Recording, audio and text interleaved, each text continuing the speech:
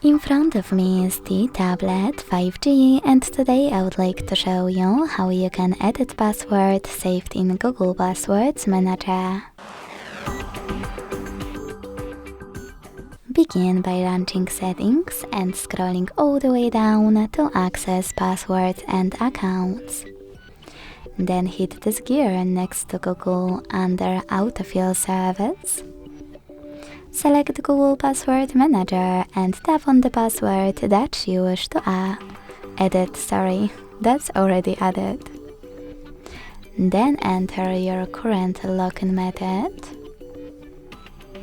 Tap on Edit button next to the delayed one and change wherever you want to.